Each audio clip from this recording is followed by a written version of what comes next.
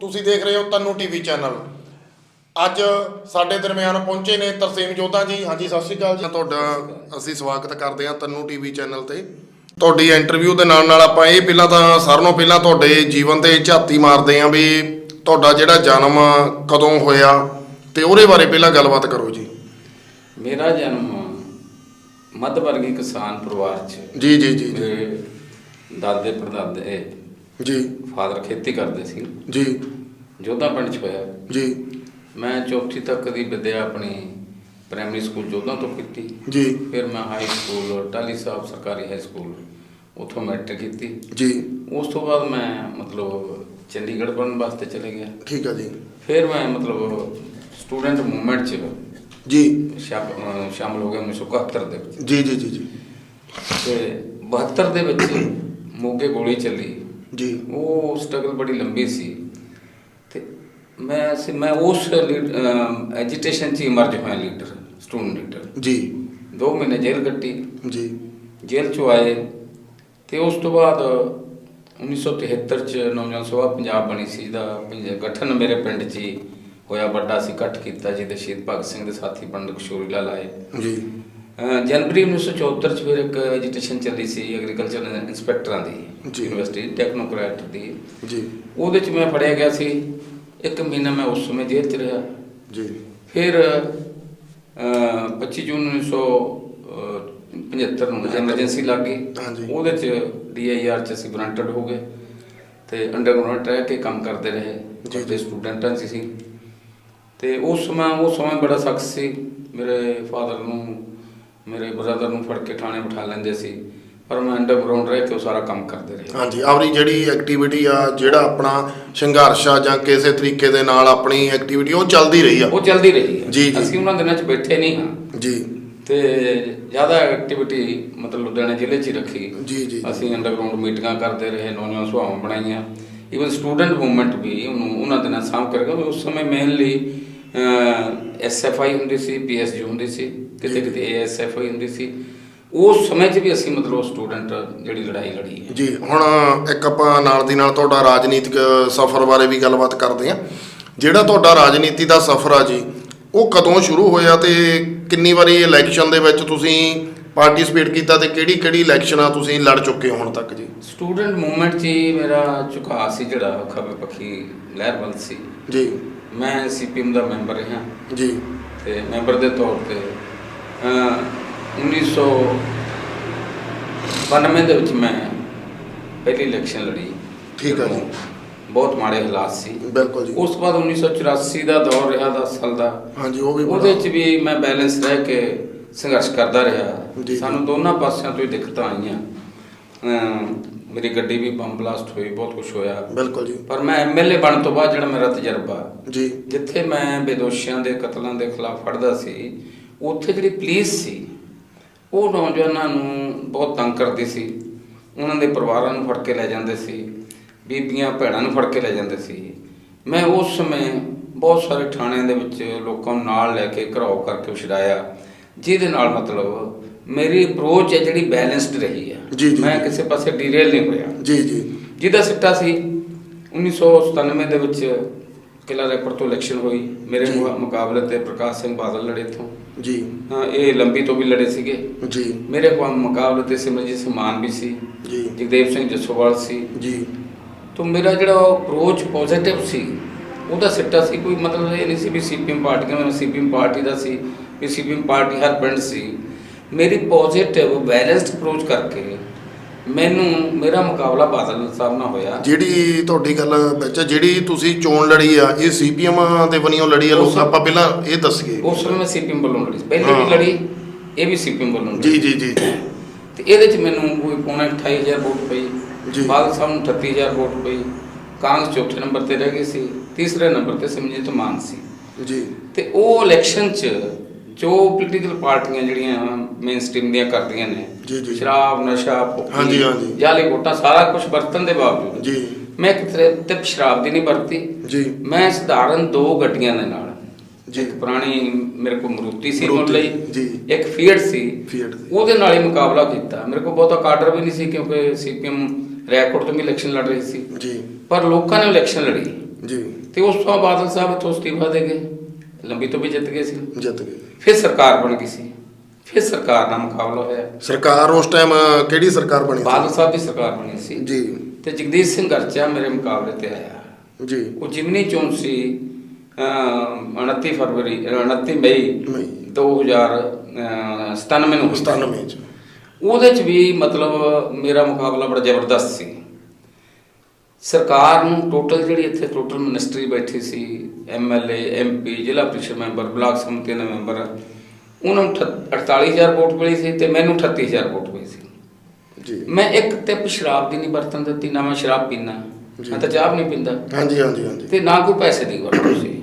ਉਹਦੇ ਚ ਵੀ ਜਿਹੜਾ 10,000 ਦਾ ਮਾਰਜਨ ਸੀ, ਤੁਸੀਂ ਸਮਝਦੇ ਹੋ ਵੀ ਜਿਹੜੇ ਰਾਜ ਕਰਦੀ ਪਾਰਟੀ ਹੋਵੇ, ਮੌਜੂਦਾ ਕੁਝ ਸਾਧਨ ਹੁੰਦੇ ਆ, ਵਸੀਲੇ ਹੁੰਦੇ ਆ, ਬਹੁਤ ਹੁੰਦੇ, ਜਾਲੀ ਜੁਲੀ ਵੋਟਾਂ ਪੈ ਜਾਂਦੀਆਂ ਨੇ। ਜੀ ਜੀ। ਤੇ ਉਸ ਤੋਂ ਬਾਅਦ ਮੇਰੇ ਥੋੜੇ ਬਹੁਤੇ ਡਿਫਰੈਂਸਿਸ ਰਹੇ ਪਾਰਟੀ ਨਾਲ ਕੁਝ ਗੱਲਾਂ ਦੇ ਉੱਤੇ, ਤੇ ਮੈਂ ਪਾਰਟੀ ਦਾ ਮੈਂਬਰ ਨਹੀਂ ਰਿਹਾ। ਉਸ ਤੋਂ ਬਾਅਦ ਮੈਂ ਖੱਬੇ ਪੱਖੀਆਂ ਨਾਲ ਹੀ ਮਤਲਬ ਜੁੜ ਕੇ, ਚਾਹੇ ਲਿਬਰੇਸ਼ਨ ਹੋਵੇ ਚਾਹੇ ਫਾਸਲਾ ਗਰੁੱਪ ਹੋਵੇ, ਚੱਲਦਾ ਰਿਹਾ। ਅੱਜ ਮੈਂ ਕਿਸੇ ਪਾਰਟੀ ਦਾ ਮੈਂਬਰ ਨਹੀਂ, ਪਰ ਮੇਰੀ ਵਿਚਾਰਧਾਰਾ ਪ੍ਰੋਗਰੈਸਿਵ ਹੀ ਆ, ਮੇਰੀ ਆਈਡੀਓਲੋਜੀ ਉਹੀ ਆ। ਉਹਦੇ ਤੇ ਰਹਿ ਕੇ ਮੈਂ ਕੁਝ ਟ੍ਰੇਡ ਯੂਨੀਅਨ 'ਚ ਕੰਮ ਕਰ ਰਿਹਾ ਜੀ, ਮਜ਼ਦੂਰਾਂ ਦੇ ਵਿੱਚ ਲੰਬੇ ਸਮੇਂ ਤੋਂ। ਤੇ ਹੁਣ ਦਾ ਦੌਰ ਤਾਂ ਤੁਹਾਡੇ ਸਾਹਮਣੇ ਹੈ, ਜਦ ਤੁਸੀਂ ਸਵਾਲ ਕਰੋਗੇ ਅੱਜ ਦੇ ਦੌਰ ਤੇ ਮੈਂ ਉਹਦਾ ਜਵਾਬ। ਜੀ ਜੀ ਜੀ ਜੀ। ਇਹ ਤਾਂ ਸੀਗਾ ਜੀ ਤੁਹਾਡਾ ਰਾਜਨੀਤੀ ਦਾ ਸਫ਼ਰ, ਜਿਹੜਾ ਤੁਸੀਂ ਪੰਜਾਬ ਦੇ ਵਿੱਚ ਜਿੰਨਾ ਕੁਝ ਵੀ ਆਪਾਂ ਦੌਰ ਹੰਢਾਏ ਨੇ, ਆਪਣੇ ਤਨ ਤੇ ਹੰਢਾਏ ਨੇ, ਉਹਦੇ ਬਾਰੇ 'ਚ ਗੱਲਾਂ ਹੋ ਗਈਆਂ। ਹੁਣ ਆਪਾਂ ਅੱਜ ਦੇ ਸਮੇਂ ਦੇ ਵਿੱਚ ਦੇਖਦੇ ਹਾਂ ਕਿ ਆਪਾਂ ਦੇਖਿਆ ਜਿਹੜੇ ਸਾਡਾ ਅੰਨਦਾਤਾ ਦੇਸ਼ ਦਾ ਅੰਨਦਾਤਾ ਬੜਾ ਹੀ ਔਖੇ ਸਮੇਂ ਦੇ ਵਿੱਚੋਂ ਲੰਘ ਰਿਹਾ। ਜਿਹੜੀਆਂ ਸਰਕਾਰਾਂ ਬੜਾ ਹੀ ਧੱਕਾ ਹੋ ਰਿਹਾ ਵਾ ਸਾਡੇ ਦੇਸ਼ ਦੇ ਅੰਨਦਾਤੇ ਨਾਲ। ਜਿੰਨਾ ਟਾਈਮ ਜਿਹੜਾ ਵੀ ਕੋਈ ਦੇਸ਼ ਆ, ਜਿੰਨਾ ਟਾਈਮ ਕਿਸਾਨ ਨਹੀਂ ਖੁਸ਼ਹਾਲ, ਜਿਵੇਂ ਆਪਾਂ ਸੁਣਦੇ ਹਾਂ ਜੀ, ਉਨਾ ਟਾਈਮ ਉੱਥੇ ਦੀ ਲੋਕ ਖੁਸ਼ ਨਹੀਂ ਹੋ ਸਕਦੇ ਜੀ। ਦੇਸ਼ ਦਾ ਅੰਨਦਾਤਾ ਖੁਸ਼ ਵਾ ਤਾਂ ਸਾਰਾ ਕੁਝ ਹੀ ਸਹੀ ਆ ਜੀ। ਆਪਾਂ ਦੇਖਿਆ ਗਿਆ ਵੀ ਅਸੀਂ ਤੁਹਾਨੂੰ ਵੀ ਉਦੋਂ ਮਿਲੇ, ਦਿੱਲੀ ਦੇ ਵਿੱਚ ਵੀ ਤੁਹਾਡੇ ਨਾਲ ਜਾਣ ਪਛਾਣ ਹੋਈ, ਉੱਥੇ ਵੀ ਆਪਾਂ 1-2 ਵਾਰੀ ਮੁਲਾਕਾਤਾਂ ਹੋਈਆਂ। ਉਹਦੇ ਬਾਰੇ 'ਚ ਦੱਸੋ ਵੀ ਜਦੋਂ ਦਿੱਲੀ ਚੱਲੋ ਦਾ ਨਾਅਰਾ ਲਾਇਆ ਜਾਂ ਇੱਥੇ ਆਪਾਂ ਰੇਲਾਂ ਰੋਕੀਆਂ, ਉਹਨਾਂ ਦੇ ਵਿੱਚ ਤੁਹਾਡੀ ਕੀ ਸ਼ਮੂਲੀਅਤ ਕੀਤੀ ਹੈ ਤੁਸੀਂ ਉਹਦੇ ਬਾਰੇ? ਪਹਿਲਾਂ ਤਾਂ ਮੈਂ ਥੋੜਾ ਇਹਦੇ ਬੈਕਗ੍ਰਾਉਂਡ ਚਲੇ ਜਾਵਾਂ। ਜੀ ਜੀ। ਵੀ ਇਹ ਅੰਨਦਾਤੇ ਦਾ ਜਿਹੜਾ ਹਮਲਾ ਜੀ, ਇਹ ਅੱਜ ਨਹੀਂ ਹੈ ਜੀ। ਇਹ 1990-91 ਦੇ ਵਿੱਚ ਜੀ ਨੀਤੀਆਂ ਆ ਗਈਆਂ ਸੀ, ਜਦੋਂ ਨਰਸਿਮਹਾ ਰਾਓ ਦੀ ਸਰਕਾਰ ਸੀ, ਜੀ, ਪ੍ਰਧਾਨ ਮੰਤਰੀ ਸੀ ਤੇ ਮਨਮੋਹਨ ਸਿੰਘ ਵਿੱਤ ਮੰਤਰੀ ਸੀ ਜੀ। ਉਸ ਸਮੇਂ ਗਲੋਬਲਾਈਜੇਸ਼ਨ, ਪ੍ਰਾਈਵੇਟਾਈਜੇਸ਼ਨ, ਲਿਬਰਲਾਈਜੇਸ਼ਨ ਦੀਆਂ ਨੀਤੀਆਂ ਆਈਆਂ ਜੀ। ਉਹਨਾਂ ਸਮੇਂ 'ਚ ਗੈਟ ਐਗਰੀਮੈਂਟ ਹੋਇਆ, general agreement on trade and tariff ਦੁਨੀਆ ਪੱਧਰ ਤੇ। ਹੋਇਆ ਉਹਨਾਂ ਸਮੇਂ 'ਚ ਹੀ WTO ਵਰਲਡ ਟ੍ਰੇਡ ਆਰਗੇਨਾਈਜੇਸ਼ਨ ਦੀ ਗੱਲ ਚੱਲੀ, IMF ਦੀ ਗੱਲ ਚੱਲੀ ਤੇ ਡੰਕਲ ਤਜਵੀਜ਼ਾਂ ਆਈਆਂ, ਜਿਹੜਾ ਆਰਥਿਕ ਮਾਹਰ ਉਹਨਾਂ ਦਾ ਵੱਡਾ ਸਾਮਰਾਜੀਆਂ ਦਾ। ਬਿਲਕੁਲ ਜੀ, ਬਿਲਕੁਲ। ਅਸੀਂ ਉਸ ਸਮੇਂ ਗੱਲਾਂ ਲੋਕਾਂ 'ਚ ਲੈ ਕੇ ਗਏ, ਕੰਪੇਨ ਕੀਤੀ, ਪਰ ਉਸ ਸਮੇਂ ਸਾਡੀ ਗੱਲ ਬਹੁਤੇ ਲੋਕਾਂ ਦੇ ਸਿਰ ਤੋਂ ਦੀ ਨਿਕਲ ਜਾਂਦੀ ਸੀ। ਬਹੁਤ ਛੋਟਾ ਹਿੱਸਾ ਸੀ, ਬਿਲਕੁਲ ਜੀ, ਬਿਲਕੁਲ, ਸਮਾਜ ਦਾ ਜਿਹੜਾ ਸਮਝਦਾ ਸੀ। ਲੋਕਾਂ ਦੇ ਇਹ ਗੱਲ ਸਮਝ 'ਚ ਨਹੀਂ ਸੀ ਆ ਰਹੀ ਵੀ ਜਿਹੜੇ ਇਹ ਲੋਕ ਪਹਿਲਾਂ ਕੰਮ ਕਰ ਚੁੱਕੇ ਨੇ, ਸਰਕਾਰਾਂ ਦੇ ਰਵੱਈਆਂ ਨੂੰ ਦੇਖ ਚੁੱਕੇ ਨੇ, ਸਰਕਾਰਾਂ ਦੇ ਵਿੱਚ ਰਹਿ ਕੇ ਉਹਨਾਂ ਦੇ ਉਲਟ ਲੜਾਈਆਂ ਲੜ ਚੁੱਕੇ ਨੇ, ਘੋਲ ਕਰ ਚੁੱਕੇ ਹੋ, ਪਹਿਲਾਂ ਤੋਂ ਘੋਲਾਂ ਦੇ ਵਿੱਚ ਸ਼ਾਮਲ ਹੁੰਦੇ ਰਹੇ ਹੋ, ਤੇ ਉਹ ਲੋਕਾਂ ਨੂੰ ਉਦੋਂ ਗੱਲ ਸਮਝ ਨਹੀਂ ਆ ਰਹੀ ਸੀ ਇਹ ਗੱਲਾਂ ਨੂੰ। ਇਹ ਗੱਲਾਂ ਦੇਖੀਆਂ ਜੀ, ਬਿਲਕੁਲ। ਲੋਕ ਜਦੋਂ ਹੁਣ ਲੋਕਾਂ ਨੂੰ ਪਤਾ ਲੱਗਣ ਲੱਗਿਆ ਵੀ ਇਹ ਚੀਜ਼ ਤਾਂ ਜੀ ਅੱਜ ਤੋਂ ਕਾਫੀ ਸਾਲ ਪਹਿਲਾਂ ਵੀ, ਤਕਰੀਬਨ 1900 ਕੁਛ ਦੇ ਵਿੱਚ ਵੀ ਸ਼ੁਰੂ ਹੋਇਆ ਸੀ, ਉਦੋਂ ਵੀ ਕਿਸਾਨਾਂ ਨੇ ਜਿੱਤ ਹਾਸਲ ਕੀਤੀ ਸੀ ਜੀ। ਇਹਦੇ ਤੇ ਦੇਖੋ ਛੋਟੀਆਂ ਮੋਟੀਆਂ ਲੜਾਈਆਂ ਚੱਲਦੀਆਂ ਰਹੀਆਂ, ਕਿਸਾਨਾਂ ਦੀਆਂ, ਮਜ਼ਦੂਰਾਂ ਦੀਆਂ ਵੀ ਚੱਲਦੀਆਂ ਰਹੀਆਂ ਜੀ। 1990-91 ਤੋਂ ਬਾਅਦ ਜਿਹੜਾ ਸਿਸਟਮ ਵੱਡੇ ਸਾਮਰਾਜੀ ਦੇਸ਼ਾਂ 'ਚ ਫੇਲ ਹੋ ਚੁੱਕਿਆ ਜੀ, ਚਾਹੇ ਅਮਰੀਕਾ ਹੋਵੇ, ਚਾਹੇ ਇੰਗਲੈਂਡ ਹੋਵੇ, ਜਾਂ ਯੂਰਪ ਦੇ ਦੇਸ਼ ਹੋਣ, ਉਹ ਸਿਸਟਮ ਸਾਡੇ ਲਾਗੂ ਕਰਨ ਲੱਗੇ। ਬਿਲਕੁਲ ਜੀ। ਉਸੇ ਸਮੇਂ ਤੋਂ ਡਾਊਨ ਸਾਈਜ਼ਿੰਗ ਮਹਿਕਮੇ ਦੀ ਸ਼ੁਰੂ ਕਰ ਦਿੱਤੀ। ਮਹਿਕਮੇ ਘਟਾਉਣੇ ਨੇ। ਘਟਾਉਣ ਦਾ ਮਤਲਬ ਸੀ ਵੀ ਇਹ ਕਾਰਪੋਰੇਟ ਅਦਾਰਿਆਂ ਨੂੰ ਜਿਹੜੇ ਆ ਮੁਲਾਜ਼ਮ ਕੱਢੋ ਇੱਥੋਂ, ਪ੍ਰਾਈਵੇਟ ਕਰਨੇ ਆ। ਉਹ ਡਾਊਨ ਸਾਈਜ਼ਿੰਗ ਸ਼ੁਰੂ ਕਰਤੀ ਜੀ, ਨਵੀਂ ਭਰਤੀ ਨਹੀਂ ਕੀਤੀ। ਉਸ ਸਮੇਂ ਤੋਂ ਹੀ ਨਿੱਜੀਕਰਨ ਦਾ ਕੰਮ ਸ਼ੁਰੂ ਕਰ ਦਿੱਤਾ। ਹੌਲੀ ਹੌਲੀ ਕਰਦੇ ਗਏ, ਜਿਵੇਂ ਰੇਲਵੇ ਆ, ਇਹਦੇ ਸਟੇਸ਼ਨ ਵੇਚੇ ਗਏ ਨੇ, ਇਹਦੀਆਂ ਲਾਈਨਾਂ ਵੇਚੀਆਂ ਗਈਆਂ ਨੇ, ਗੱਡੀਆਂ ਵੇਚੀਆਂ ਗਈਆਂ ਨੇ, ਔਰ ਇਹ ਕਾਰਪੋਰੇਟ ਜਗਤ ਨਾਨੀਆਂ ਬਾਨੀਆਂ ਦਿੱਤੀਆਂ ਜਾ ਰਹੀਆਂ। ਉਸੇ ਸਮੇਂ ਤੋਂ ਹੀ 에ਅਰਲਾਈਨਸ ਦੇ ਉੱਤੇ ਮਤਲਬ ਅਟੈਕ ਆ। BSNL ਆ ਜਿਹੜੀ, ਇਹ ਬੜੇ ਲੰਬੇ ਸਮੇਂ ਤੋਂ ਕਰਦੇ ਆ ਰਹੇ। ਬਿਜਲੀ ਬੋਰਡ ਆ ਜਿਹੜਾ, ਇਹਨੂੰ ਪ੍ਰਾਈਵੇਟ ਕਰਨ ਦੀ ਨੀਤੀ ਬੜੀ ਦੇਰ ਤੋਂ ਚੱਲ ਰਹੀ ਹੈ। ਬੜੇ ਅਦਾਰੇ ਨਹੀਂ ਜੀ, ਜੇ ਆਪਾਂ ਗਿਣ ਲੱਗੀਏ ਤਾਂ ਇਹਨਾਂ ਨੇ ਕੋਈ ਛੱਡਿਆ ਹੀ ਨਹੀਂ। ਟੋਟਲ ਐਜੂਕੇਸ਼ਨ, ਹੈਲਥ ਜੀ, ਔਰ ਇਹਦੇ ਦੇ ਖਿਲਾਫ ਛੋਟੀਆਂ ਮੋਟੀਆਂ ਹੜਤਾਲਾਂ ਤਾਂ ਹੁੰਦੀਆਂ ਰਹੀਆਂ। ਬਿਜਲੀ ਦੇ ਮੁਲਾਜ਼ਮ ਵੀ ਲੜਦੇ ਕਰਦੇ ਸੀ, ਬੈਂਕ ਵਾਲੇ ਵੀ ਕਰਦੇ ਆ, ਹੁਣ ਤੱਕ ਵੀ ਕਰਦੇ ਆ, ਪਰ ਉਹਨਾਂ ਦਾ ਇੰਪੈਕਟ ਬਹੁਤ ਨਹੀਂ ਸੀ ਪੈਂਦਾ ਕਿਉਂਕਿ ਇਹ ਹਮਲਾ ਹੈ ਬਹੁਤ ਵੱਡਾ। ਇਹ ਦੁਨੀਆ ਪੱਧਰ ਦਾ ਹਮਲਾ, ਦਰਅਸਲ ਦੇਸ਼ ਦਾ ਨਹੀਂ ਹੈ, ਮੋਦੀ ਦਾ ਨਹੀਂ, ਦੁਨੀਆ ਪੱਧਰ ਦੇ ਕਾਰਪੋਰੇਟ ਦਾ ਹਮਲਾ, ਜਿਹੜਾ ਅਸੀਂ ਪੂਰੀ ਤਰ੍ਹਾਂ ਸਮਝ ਨਹੀਂ ਸਕੇ। ਸਮਾਜ ਦਾ ਬਹੁਤ ਛੋਟਾ ਹਿੱਸਾ ਸੀ ਜਿਹੜਾ ਸਮਝਦਾ ਸੀ। ਉਸ ਕਿਸਮ ਦੀ ਵੱਜਵੀਂ ਲੜਾਈ ਦੇਸ਼ ਪੱਧਰ ਤੇ ਸਾਰੇ ਲੋਕਾਂ ਦੀ, ਸਾਰੇ ਮਹਿਕਮਿਆਂ ਦੀ ਨਹੀਂ ਬਣ ਸਕੀ, ਜਿਹਦੇ ਕਰਕੇ ਉਹ ਲਗਾਤਾਰ ਅੱਗੇ ਵੱਧਦੇ ਚਲੇ ਗਏ।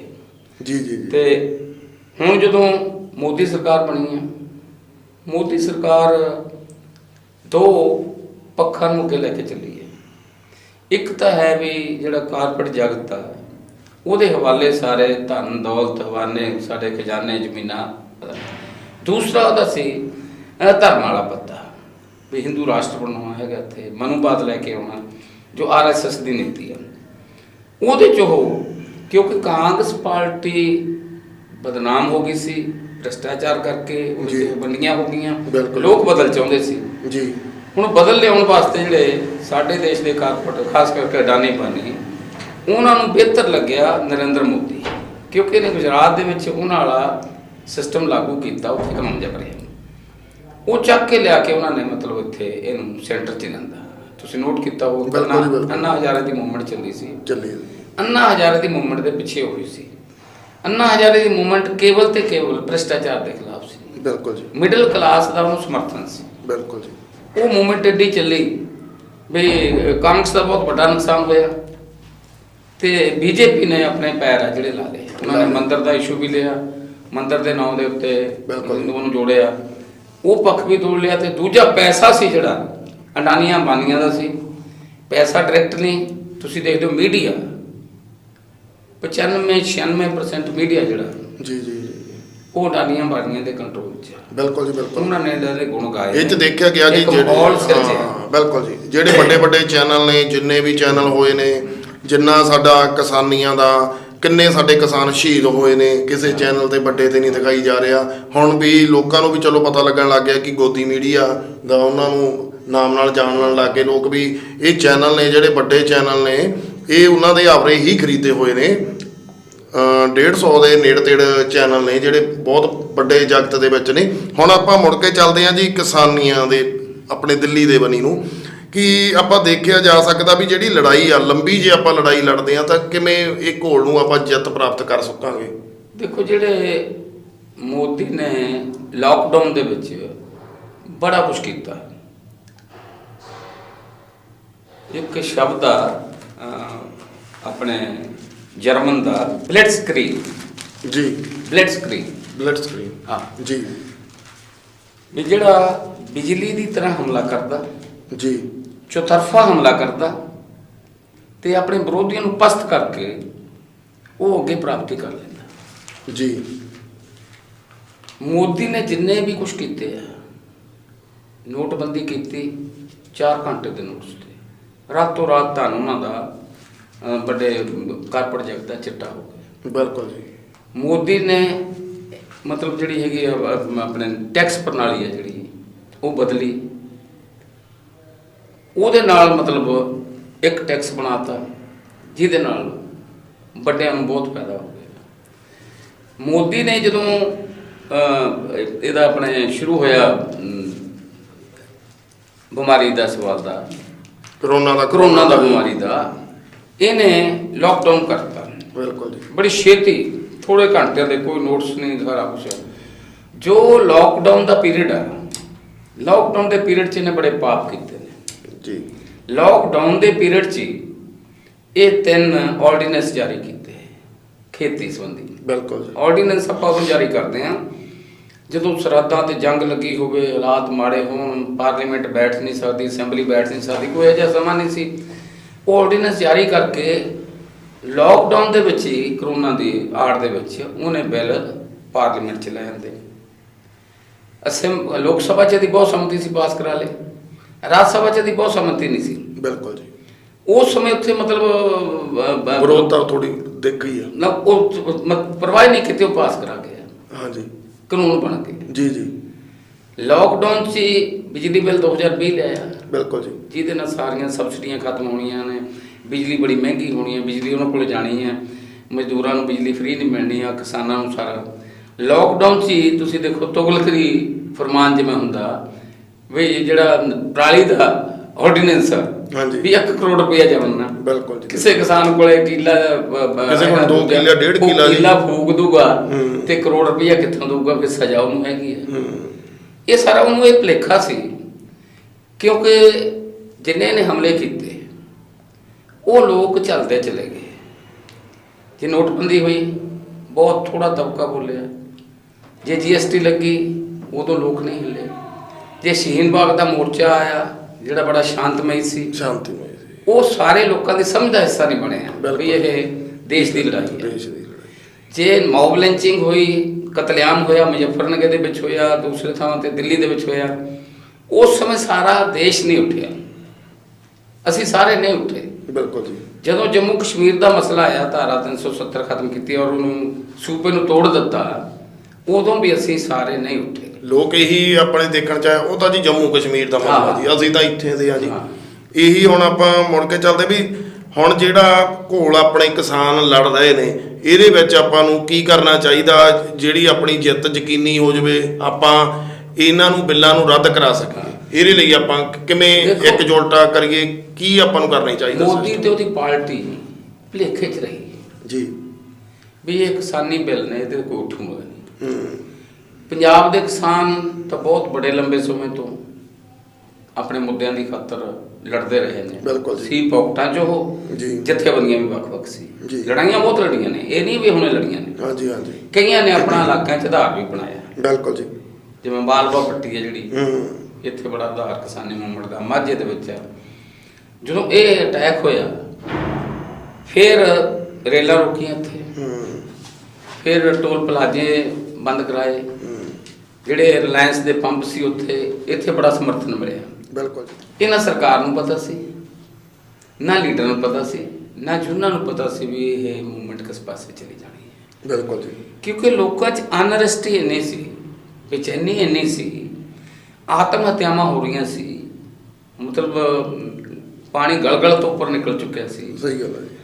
ਤੇ ਉਸ ਸਮੇਂ ਮੈਂ ਪਹਿਲੇ ਦਿਨ ਗਿਆ ਟਰਾਲੀ 'ਚ, ਮੈਂ ਟਰਾਲੀ 'ਚ ਬੈਠ ਕੇ ਗਿਆ। ਹਾਂਜੀ ਹਾਂਜੀ, ਮੈਨੂੰ ਸਮਝ। ਤੇ ਮੇਰੀ ਗੱਡੀ ਤਾਂ ਪਿੱਛੇ ਸੀ। ਬਿਲਕੁਲ ਜੀ। ਹਾਂ, ਪਹਿਲਾ ਜਿਹੜਾ ਬੈਰੀਕੇਡ ਉਹ ਸਾਡੇ ਮੁੰਡਿਆਂ ਨੇ ਤੋੜਿਆ, ਸ਼ੰਭੂ ਬਾਰਡਰ ਦਾ ਜੀ। ਪਰ ਹਰਿਆਣੇ ਤੋਂ ਇਹ ਵੀ ਸਰਕਾਰ ਨੂੰ ਵੀ ਨਹੀਂ ਸੀ ਪਤਾ ਤੇ ਸਾਨੂੰ ਵੀ ਨਹੀਂ ਸੀ ਪਤਾ। ਬਿਲਕੁਲ ਜੀ। ਵੀ ਹਰਿਆਣਾ ਇੱਕਦਮ ਉੱਠ ਖੜੂਗਾ। ਬਿਲਕੁਲ ਜੀ। ਹਰਿਆਣਾ ਦੇ ਕਿਸਾਨਾਂ ਨੇ, ਨੌਜਵਾਨਾਂ ਨੇ ਅੰਬਾਲੇ ਤੋਂ ਲਾ ਕੇ ਅੱਗੇ ਜਿੰਨੇ ਬੈਰੀਕੇਡ ਸੀ ਉਹ ਤੋੜਦੇ ਚਲੇ ਗਏ, ਖਾਲੀ ਕਰਦੇ ਚਲੇ ਗਏ। ਜਦੋਂ ਸਾਡੀ ਟਰਾਲੀ ਹੁੰਦੀ ਸੀ ਉਹ ਫੇਰ ਬੈਰੀਕੇਡ ਲਾਉਂਦੇ ਸੀ, ਉਹ ਸੌਖੇ ਹੋ ਕੇ ਮੁੰਡੇ ਚੱਕ ਕੇ ਪਾਸੇ ਕਰ ਦਿੰਦੇ ਸੀ, ਅਥਰੂ ਗੈਸ ਵੀ ਸਿੱਟੀ ਇੱਕ ਦੋ ਜਗ੍ਹਾ। ਤੇ ਅਸੀਂ ਮਤਲਬ ਲੜਦੇ ਲੜਦੇ 26 ਨੂੰ ਉੱਥੇ ਪਹੁੰਚੇ। ਬਿਲਕੁਲ ਜੀ। 27 ਤਰੀਕ ਨੂੰ ਦਰਅਸਲ ਜਿਹੜਾ ਇਕੱਠ ਆ ਉੱਥੇ ਹੋਣਾ ਸ਼ੁਰੂ ਹੋਇਆ ਸ਼ੰਭੂ ਸਿੰਘੂ ਬਾਰਡਰ ਤੇ। ਜੀ ਜੀ ਜੀ ਜੀ। 27 ਤਰੀਕ ਤੱਕ ਵੀ ਇਹ ਨਹੀਂ ਸੀ ਪਤਾ, ਲੜਾਈ ਚੱਲ ਰਹੀ ਸੀ ਵੀ ਅਸੀਂ ਅੱਗੇ ਸ਼ਹਿਰ 'ਚ ਜਾਣਾ ਜਾਂ ਇੱਥੇ ਰੁਕਣਾ। ਇੱਥੇ ਰੁਕਣਾ ਜੀ। ਚਰਚਾ ਚੱਲਦੀ ਰਹੀ। ਮੈਨੂੰ ਇੱਕ ਪੱਤਰਕਾਰ ਮੀਡੀਆ, ਇਲੈਕਟ੍ਰੋਨਿਕ ਮੀਡੀਆ ਦਾ ਮੇਰਾ ਮਿੱਤਰ ਆ, ਉਹਨੇ ਮੈਨੂੰ ਦੱਸਿਆ ਜੋਧਾ ਸਾਹਿਬ ਤੁਸੀਂ ਜਿੱਤ ਗਏ, ਤੁਹਾਨੂੰ ਪੈਸੇ 'ਚ ਮਿਲ ਗਿਆ, ਰਾਹ ਮਿਲ ਗਿਆ, ਤੁਸੀਂ ਅੱਗੇ ਜਾ ਸਕਦੇ ਹੋ। ਬਿਲਕੁਲ ਜੀ। ਮੈਂ ਉਹਨੂੰ ਕਿਹਾ ਜੀ ਹੁਣ ਪੈਸੇ ਦੀ ਲੋੜ ਨਹੀਂ, ਲੋਕਾਂ ਦਾ ਤਾਂ ਫੈਸਲਾ ਕਰ ਲਿਆ ਵੀ ਇੱਥੇ ਬੈਠਣਾ। ਬਿਲਕੁਲ ਜੀ, ਸਹੀ ਗੱਲ ਆ ਜੀ। ਲੋਕਾਂ ਨੇ ਫੈਸਲਾ ਕਰ ਲਿਆ ਸੀ ਵੀ ਅਸੀਂ ਅੱਗੇ ਨਹੀਂ ਜਾਣਾ, ਆਹ ਸੜਕਾਂ ਰੁਕਣੀਆਂ ਨੇ, ਸੜਕਾਂ ਰੁਕਣ। ਔਰ ਕਈ ਕਿਸਾਨ ਜਥੇਬੰਦੀਆਂ ਵੀ ਹਲੇ ਫੈਸਲਾ ਨਹੀਂ ਸੀ ਕਰ ਸਕੇ। ਇਹਦਾ ਮਤਲਬ ਆ ਵੀ ਮੂਵਮੈਂਟ ਜਿਹੜੀ ਇਹ ਅੱਗੇ ਚਲੀ ਗਈ। ਸਾਡੇ ਲੀਡਰਾਂ ਦੇ ਕੱਦ ਤੋਂ, ਜਥੇਬੰਦੀਆਂ ਦੇ ਕੱਦ ਤੋਂ ਵੀ ਮੂਵਮੈਂਟ ਵੱਡੀ ਬਣ ਗਈ, ਵੱਡੀ ਬਣ ਗਈ ਔਰ ਬੈਲੈਂਸਡ ਵੀ ਰਹੀ। ਨਹੀਂ ਤਾਂ ਹੁੰਦਾ ਵੀ ਆਪ ਉਧਰਾਪਣ ਹੋ ਜਾਂਦਾ ਤੇ ਭੰਨ ਤੋੜ ਹੁੰਦੀ ਹੈ। ਲੋਕਾਂ ਨੇ ਫੈਸਲਾ ਕਰਤਾ। ਬਿਲਕੁਲ ਜੀ। ਕਿਸੇ ਗੱਡੀ ਦਾ ਕੋਈ ਨੁਕਸਾਨ ਨਹੀਂ ਹੋਇਆ, ਕਿਸੇ ਸਕੂਟਰ ਦਾ ਨੁਕਸਾਨ ਨਹੀਂ ਹੋਇਆ, ਧੀਆਂ ਭੈਣਾਂ ਲੰਘਦੀਆਂ ਸੀ। ਕੋਈ ਜਦੋਂ ਕੋਈ ਹਲੇ ਉੱਥੇ ਸਟੇਜ ਨਹੀਂ ਸੀ ਲੱਗੀ, ਸਾਰੀਆਂ ਜਥੇਬੰਦੀਆਂ ਵੱਲੋਂ ਕੰਟਰੋਲ ਨਹੀਂ ਸੀ ਹੋਇਆ, ਉਸ ਸਮੇਂ ਤੱਕ ਵੀ ਮਤਲਬ ਕੋਈ ਕਿਸੇ ਦੀ ਸ਼ਿਕਾਇਤ ਨਹੀਂ ਆਈ। ਬਿਲਕੁਲ ਜੀ, ਕੋਈ ਸ਼ਿਕਾਇਤ ਦਾ ਮੌਕਾ ਨਹੀਂ ਮਿਲਿਆ। ਬਿਲਕੁਲ ਜੀ, ਬਿਲਕੁਲ ਜੀ। ਫਿਰ ਇਹ ਫੈਸਲਾ ਹੋ ਗਿਆ ਵੀ ਅਸੀਂ ਇੱਥੇ ਹੀ ਬੈਠਾਂਗੇ। ਪਹਿਲੇ 4-5 ਦਿਨ 6 ਦਿਨ ਤਾਂ ਮਤਲਬ ਛੋਟਾ ਜਿਹਾ ਸਪੀਕਰ ਹੁੰਦਾ ਸੀ, ਉਹ ਸਟੇਜ 2 ਚੱਲਦੀ ਰਹੀ, ਮੁੜ ਕੇ ਫਿਰ ਵੱਡੀ ਸਟੇਜ ਬਣ ਗਈ। ਹਾਂਜੀ ਹਾਂਜੀ।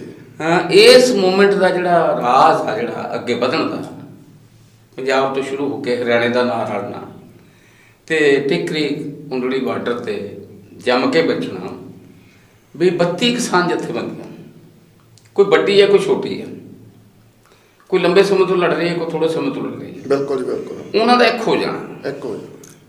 ਜਿਹੜਾ ਰਾਜ ਆ ਉੱਥੇ ਤੱਕ ਜਾਣ ਦਾ ਛੋਟੀ ਜਿਹੀ ਗੱਲ ਨਹੀਂ ਹੈ ਪ੍ਰਾਪਤੀ। ਬਿਲਕੁਲ ਜੀ। ਕਈ ਕਹਿੰਦੇ ਜੀ ਕੀ ਹੋ ਗਿਆ? ਬਿਲਕੁਲ ਜੀ। ਬਹੁਤ ਕੁਝ ਹੋ ਗਿਆ। ਪਿੰਡ ਇਕੱਠੇ ਹੋ ਗਏ, ਪਿੰਡਾਂ ਦੀ ਧੜੇਬੰਦੀ ਥੱਲੇ ਚਲੀ ਗਈ, ਪਾਰਟੀਆਂ ਵਾਲੇ ਜਿਹੜੀ ਖਰਾਬੀ ਕਰਦੇ ਉਹਨਾਂ ਲੋਕਾਂ ਨੂੰ ਪਾਸੇ ਕਰ ਦਿੱਤਾ ਤੇ ਹਰਿਆਣਾ ਨਾਲ ਜੋੜ ਲਿਆ। ਬਿਲਕੁਲ ਜੀ। ਜਿਹੜਾ ਜ਼ਿਆਦਾ ਸਾਡਾ ਸੀਗਾ ਭਾਈਚਾਰਾ, ਇੱਕ ਦੂਜੇ ਨੂੰ ਨਫ਼ਰਤ ਦੀ ਨਿਗਾਹ ਨਾਲ ਸਾਡਾ ਕੀਤਾ, ਉਹ ਭਾਈਚਾਰਕ ਸਾਂਝ ਜਿਹੜੀ ਬੜੀ ਵਧੀਆ ਤਰੀਕੇ ਦੇ ਨਾਲ ਉਹਨਾਂ ਨੇ ਜੁੜੀ ਆ ਜੀ। ਖਾਲਿਸਤਾਨ ਦੀ ਗੱਲ ਵੀ ਮੁੱਦਾ ਚੁਕਾਇਆ, ਅੱਤਵਾਦ ਦਾ ਵੀ, ਨਕਸਲਵਾਦ ਦਾ ਵੀ, ਫਿਰ ਹਰਿਆਣੇ ਵਾਲਾ ਪਾਣੀ ਦਾ ਮੁੱਦਾ ਵੀ ਲੈ ਕੇ ਆਉਂਦਾ। ਲੋਕਾਂ ਨੇ ਬਿਲਕੁਲ ਪਰਵਾਹ ਨਹੀਂ ਕੀਤੀ, ਲੋਕ ਇਕੱਠੇ ਹੋ ਗਏ ਤੇ ਲੋਕਾਂ ਨੇ ਬਾਰਡਰ ਤੇ ਇਹਦੇ ਨਾਲ ਸਰਕਾਰ ਹਿੱਲ ਗਈ। ਹੁਣ ਇਹਦੇ ਚ ਜਗਰੂਪ ਜੀ ਮੈਂ ਗੱਲ ਕਰਨੀ ਚਾਹੁੰਦਾ, ਇਸ ਸਰਕਾਰ ਨਾਲ ਜਿਹੜੀ ਸਾਡੀ ਟੱਕਰ ਆ, ਇਹ ਸਧਾਰਨ ਸਰਕਾਰ ਨਹੀਂ ਹੈ। ਇਹਦੇ ਕੋਲ ਬੜੇ ਸਾਧਨ ਵਸੀਲੇ ਨੇ, ਪੈਸੇ ਦੀ ਕੋਈ ਕਮੀ ਨਹੀਂ ਹੈ। ਇਹਦੇ ਕੋਲ ਪੁਲਿਸ ਆ, ਫੌਜ ਆ, ਜੇਲਾਂ, ਅਦਾਲਤਾਂ, ਬੜੇ ਕਾਲੇ ਕਾਨੂੰਨ ਬਣਾ ਲਏ। ਬਿਲਕੁਲ ਸਹੀ ਗੱਲ ਹੈ। ਇਹਨੇ ਜਿਹੜੀਆਂ ਸੂਬਿਆਂ ਦੇ ਅਧਿਕਾਰ ਖਤਮ ਕਰਤੇ। ਹੁਣ ਪੰਜਾਬ ਦੀ ਪੁਲਿਸ ਨੂੰ ਪੁੱਛਣ ਦੀ ਲੋੜ ਨਹੀਂ, NIA ਨੈਸ਼ਨਲ ਇਨਵੈਸਟੀਗੇਸ਼ਨ ਏਜੰਸੀ ਬਣ ਗਈ, ਉਹ ਸਿੱਧੀ ਆ ਕੇ ਸਾਰਾ ਕੁਝ ਕਰਦੀ। ਇਹ ਮਤਲਬ ਆਪਣੇ ਕੋਲ ਲੈ ਰਹੀ ਹੈ। ਜਦੋਂ ਇੰਨੇ ਉਹਦੇ ਕੋਲ ਸਾਧਨ ਹੋਣ, ਫਿਰ ਇੱਕ ਧਰਮ ਦੀ ਚਾਸ਼ਨੀ ਹੋਵੇ, ਫਿਰ RSS ਵੱਡੀ ਜਥੇਬੰਦੀ ਹੋਵੇ ਜਿਹਦਾ ਤੁਸੀਂ ਇਮੇਜਿਨ ਨਹੀਂ ਕਰ ਸਕਦੇ ਵੀ ਉਹਦੀ ਪੈਨੀਟ੍ਰੇਸ਼ਨ ਆ ਜਿਹੜੀ ਹਰ ਜਗ੍ਹਾ ਤੇ ਹੈ, ਹਰ ਧਰਮ ਤੇ ਹੈ, ਹਰ ਥਾਂ ਤੇ ਹੈ। ਉਹ ਮੇਰੇ ਵਰਗਾ ਕੋਈ ਪੱਗ ਵਾਲਾ ਵੀ ਖੜਾ ਕਰ ਸਕਦੇ ਹੈ, ਉਹ ਜਨੇਊ ਵਾਲਾ ਵੀ ਖੜਾ ਕਰ ਸਕਦੇ, ਹੋਰ ਧਰਮ ਤੋਂ ਵੀ ਖੜਾ ਕਰ ਸਕਦੇ ਆ, ਕੁਝ ਵੀ ਕਰ ਸਕਦੇ। ਉਹਨਾਂ ਕੋਲ ਬਹੁਤ ਵੱਡਾ ਜਾਲ ਆ। ਬਿਲਕੁਲ ਜੀ। ਉਹ ਮਤਲਬ ਮੌਕਾ ਭਾਲਦੇ ਸੀ ਵੀ ਕਿਤੇ ਨਾ ਕਿਤੇ ਇਹ ਲੋਕ ਆਪਸ ਵਿੱਚ ਝਗੜਨ, ਟੱਕਰ ਲੈਣ। ਹਰਿਆਣੇ ਦੇ ਬਾਰਡਰਾਂ ਤੇ ਅਸੀਂ ਬੈਠੇ ਸੀ, ਜਿੰਨੇ ਆਲੇ ਦੁਆਲੇ ਪਿੰਡ ਸੀ, ਮਹੱਲੇ ਸੀ, ਗਲੀਆਂ ਸੀ, ਉਹ ਲੋਕਾਂ ਦੀ ਹਮਦਰਦੀ ਸਾਡੇ ਨਾਲ ਜੁੜ ਗਈ। ਫਿਰ ਇਸ ਅੰਦੋਲਨ ਆਇਆ ਤਾਂ ਕਹਿੰਦੇ ਤਾਂ ਅਸੀਂ 3 ਕਿਸਾਨੇ ਬਣੇ, ਇਹਨੂੰ ਸਾਰੇ ਲੋਕਾਂ ਦਾ ਸਮਰਥਨ ਮਿਲ ਗਿਆ। ਬੜੇ ਥੋੜੇ ਜਿਹੜਾ ਅਸੀਂ ਮੰਨ ਲਓ 73-74 ਸਾਲ 'ਚ ਨਹੀਂ ਲੋਕਾਂ ਨੂੰ ਸਿਖਾ ਸਕੇ, ਜਾਂ 1990-91 ਤੋਂ ਹੁਣ ਤੱਕ ਨਹੀਂ ਸਿਖਾ ਸਕੇ, ਉਹ ਲੋਕਾਂ ਨੇ ਜਿਹੜਾ ਸਾਲਾਂ ਦਾ, ਦਹਾਕਿਆਂ ਦਾ ਕੰਮ ਸਿੱਖਣਾ ਸੀ, ਉਹ ਦਿਨਾਂ 'ਚ ਸਿੱਖ ਲਿਆ। ਬਹੁਤ ਜਲਦੀ ਲੋਕਾਂ ਦੀ ਸਮਝ 'ਚ ਆ ਗਈ ਸਾਰੀ ਗੱਲ ਜੀ। ਇਹ ਕਾਨੂੰਨ ਖੇਤੀ ਤਾਂ ਖਤਮ ਕਰਨਗੇ, ਇਹ ਪਿੰਡਾਂ ਦੀ ਮਜ਼ਦੂਰੀ ਵੀ ਖਤਮ ਕਰਨਗੇ, ਮਹਿੰਗਾਈ ਬੜੀ ਲਿਆਉਣਗੇ, ਮਹਿੰਗਾਈ ਵੀ ਲੈ ਕੇ ਆਉਣਗੇ, ਮਜ਼ਦੂਰੀ ਖਤਮ ਕਰਨਗੇ, ਸਾਡੀਆਂ ਵਰਕਸ਼ਾਪਾਂ ਖਤਮ ਹੋਣਗੀਆਂ, ਸਾਡੀਆਂ ਦੁਕਾਨਾਂ ਬੰਦ ਹੋਣਗੀਆਂ, ਸਾਡੇ ਸ਼ੈਲਰ ਬੰਦ ਹੋਣਗੇ, ਮੰਡੀਆਂ ਬੰਦ ਹੋਣਗੀਆਂ, ਲੱਖਾਂ ਮਜ਼ਦੂਰ ਵਿਹਲੇ ਹੋਣਗੇ। ਤੇ ਇਵੇਂ ਜਿਵੇਂ ਜਿਹੜੀਆਂ ਕੰਪਨੀਆਂ ਨੇ ਬਹੁਤ ਸਾਰੀਆਂ ਉਹ ਬੰਦ ਹੋ ਰਹੀਆਂ ਨੇ, ਲੱਖਾਂ ਮਜ਼ਦੂਰ ਜਿਹੜੇ ਵਾਈਟ ਕਾਲਰ ਦੇ ਵਿਹਲੇ ਹੋ ਗਏ ਨੇ। ਛੋਟੀ ਛੋਟੀ ਫੈਕਟਰੀਆਂ ਵਾਲੇ, ਉਹਨਾਂ ਨੂੰ ਪਤਾ ਲੱਗ ਗਿਆ ਵੀ ਅਲਟੀਮੇਟਲੀ ਇਹ ਸਾਡੀਆਂ ਫੈਕਟਰੀਆਂ ਵੀ ਅਡਾਨੀਆਂ ਬਾਨੀਆਂ ਕੋਲੇ ਜਾਣੀਆਂ। ਇਸ ਲਈ ਇਹਨੂੰ ਟੋਟਲ ਲੋਕਾਂ ਦਾ ਸਮਰਥਨ ਮਿਲ ਗਿਆ ਜੀ ਜੀ। ਜਿੱਥੇ ਪੰਜਾਬ ਦਾ ਸਮਰਥਨ ਮਿਲਿਆ, ਦੂਜੇ ਸੂਬਿਆਂ ਦਾ ਸਮਰਥਨ ਮਿਲ ਗਿਆ ਜੀ ਜੀ। ਦੇਸ਼ ਤੋਂ ਬਾਹਰ ਬੈਠੇ ਲੋਕਾਂ ਦਾ ਸਮਰਥਨ ਮਿਲ ਗਿਆ ਜੀ। ਇਹੀ ਨਹੀਂ ਵੀ ਜਿਹੜੇ ਸਾਡੇ ਮਤਲਬ ਪੰਜਾਬੀ ਜਾਂ ਭਾਰਤੀ ਬੈਠੇ ਨੇ, ਕਿਉਂਕਿ ਖੇਤੀਬਾੜੀ ਇੱਕ ਘਾਟੇ ਦਾ ਸੌਦਾ ਜੀ। ਅਮਰੀਕਾ ਦਾ ਕਿਸਾਨ ਵੀ ਸਾਡੇ ਵੱਲ ਦੇਖ ਰਿਹਾ, ਫਰਾਂਸ ਦਾ ਕਿਸਾਨ ਵੀ ਸਾਡੇ ਵੱਲ ਦੇਖ ਰਿਹਾ। ਬਿਲਕੁਲ ਜੀ ਬਿਲਕੁਲ। ਜਿੱਥੇ 1.5% ਕਿਸਾਨੀ ਧੰਦਾ ਕਰਦੇ ਨੇ ਅਮਰੀਕਾ 'ਚ, ਉੱਥੇ ਵੀ ਆਤਮ ਹੱਤਿਆ ਹੋ ਰਹੀ ਹੈ। ਉਹ ਸਾਰੀ ਦੁਨੀਆ ਦੀ ਨਿਗਾਹ ਇੱਧਰ ਲੱਗ ਗਈ। ਸਹੀ ਗੱਲ ਹੈ। ਸਾਰੇ ਦੇਸ਼ ਦੀ ਲੱਗ ਗਈ। ਅਸੀਂ ਹਰਿਆਣਾ ਜੁੜਿਆ ਨਾਲ, ਜਿਹੜੀ 26 ਜਨਵਰੀ ਨੂੰ ਟਰੈਪ ਜਾਲ ਵਿਛਾਇਆ ਮਿੱਥ ਕੇ ਸਰਕਾਰ ਨੇ, ਅਸੀਂ ਉੱਥੇ ਸੀ, ਮੈਂ ਉੱਥੇ ਸੀ ਉਸ ਦਿਨ। ਜੀ ਜੀ। ਵੀ ਕਿਵੇਂ ਉਹ ਲਾਲ ਕਿਲੇ ਵੱਲ ਨੂੰ ਲੈ ਕੇ ਗਏ ਨੇ, ਚਾਹੇ ਕੋਈ ਇਨਸੀਡੈਂਟ ਹੋ, ਛੋਟਾ ਜਿਹਾ ਇਨਸੀਡੈਂਟ ਆ ਜਿਹੜਾ ਕੋਈ ਬਹੁਤ ਕਿਸੇ ਖਾਸ ਤਰ੍ਹਾਂ ਦਾ ਵੀ ਝੰਡਾ ਨਹੀਂ ਹੈ ਜਾਂ ਹੋਰ ਨਹੀਂ ਹੈ, ਉਹ ਤੱਕ ਬਹਾਨਾ ਬਣਾਇਆ ਵੀ ਇਸ ਮੂਵਮੈਂਟ ਨੂੰ ਤੋੜੀਏ। ਤੇ ਉਦੋਂ ਥੋੜੀ ਇਹ ਕਾਮਯਾਬ ਹੋਇਆ ਸੀ ਟਰੈਪ 'ਚ ਫਸਾਉਣ ਲਈ ਬਹੁਤ ਛੋਟੇ ਹਿੱਸੇ ਨੂੰ ਜੀ। ਤੇ ਉਹਨੂੰ ਇਹ ਸੀ ਵੀ ਹੁਣ ਸਾਡਾ ਕੰਮ ਬਣ ਗਿਆ। ਬਿਲਕੁਲ ਜੀ। ਥੋੜਾ ਹਰਿਆਣੇ ਵਾਲੇ ਹਿੱਲੇ ਵੀ ਸੀ ਵੀ ਯਾਰ ਇਹ ਤਾਂ ਉਹੀ ਗੱਲ ਹੋ ਗਈ। ਪਰ ਜਦੋਂ ਪਤਾ ਲੱਗ ਗਿਆ ਹੌਲੀ ਲੋਕਾਂ ਨੂੰ ਸਮਝਣ ਨੂੰ ਵੀ ਇਹ ਤਾਂ ਟਰੈਪ ਇਹਨਾਂ ਦਾ ਹੈਗਾ, ਮੁੜ ਕੇ ਗੱਡੀ ਲੀਹ ਤੇ ਆ ਗਈ। ਬਲਕਿ 28 ਜਿਹੜੀ ਜਨਵਰੀ ਦੀ ਰਾਤ ਨੂੰ ਜਦੋਂ ਟਕੈਤ ਕੋਲੋਂ ਯੂਪੀ ਤੇ ਹਰਿਆਣੇ ਦੇ ਬਹੁਤ ਸਾਰੇ ਕਿਸਾਨ ਵਾਪਸ ਆ ਗਏ, ਥੋੜੇ ਰਹਿ ਗਏ, ਤੁਸੀਂ ਨੋਟ ਕੀਤਾ ਹੋਊਗਾ, ਪੁਲਿਸ ਸੀਗੀ ਉਹਨੂੰ ਕਹਿ ਰਹੇ ਸੀ ਵੀ ਤੂੰ ਛੱਡ ਇੱਥੋਂ, ਗ੍ਰਿਫਤਾਰੀ ਦੇ। ਸਾਰੀ ਰਾਤ ਉਹ ਲੱਗੇ ਰਹੇ, ਖਤਰਾ ਸੀ। ਤੁਸੀਂ ਨੋਟ ਕਰੋ ਵੀ ਲੋਕ ਸੁੱਤੇ ਨਹੀਂ, ਸਾਡੀਆਂ ਮਾਈਆਂ ਅਨਪੜ੍ਹ ਨਹੀਂ ਸੁੱਤੀਆਂ, ਟੈਲੀਵਿਜ਼ਨ ਚੱਲਦਾ ਰਿਹਾ ਵੀ ਕੀ ਹੁੰਦਾ, ਕੀ ਹੋ ਰਿਹਾ। ਟਕੈਤ ਨੇ ਜਿਹੜਾ ਸਟੈਂਡ ਲਿਆ, ਉਹਨੇ ਉਦੋਂ ਸਟੈਂਡ ਲੈ ਲਿਆ ਵੀ ਆਹ ਪੰਜਾਬੀ ਮੁੰਡੇ ਰਹਿ ਗਏ ਜਿਹੜੇ ਸ਼ਾਹਜਹਾਂਪੁਰ ਦੇ ਤੇ ਉਹ ਨੇੜੇ ਤੇੜੇ ਉਹਦੇ ਜੋ ਜਿਹੜੇ ਯੂਪੀ ਦੇ ਸੀ ਵੀ ਬਰਾਬਰ ਕੋਈ ਲੀਡਰ ਮਤਲਬ 300 ਦੇ ਕਰੀਬ ਬੰਦਾ ਲੈ ਕੇ ਬੈਠਾ ਵੀ ਇੱਥੇ ਜੇ ਮੈਂ ਗ੍ਰਿਫਤਾਰੀ ਦੇ ਦਿੱਤੀ ਤੇ ਕਤਲੇਆਮ ਹੋ ਜਾਊਗਾ।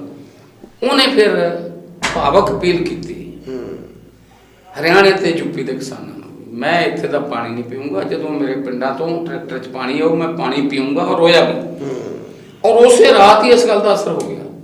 ਹਜ਼ਾਰਾਂ ਦੀ ਗਿਣਤੀ 'ਚ ਕਿਸਾਨ ਨੇ ਜਿਹੜੇ ਸੜਕਾਂ ਤੇ ਲੋਕਾਂ ਦਾ ਹੜ ਆ ਗਿਆ ਜੀ, ਤੇ ਮੁੜ ਕੇ ਫੇਰ ਗੱਡੀ ਲੀਹ ਤੇ ਆ ਗਈ।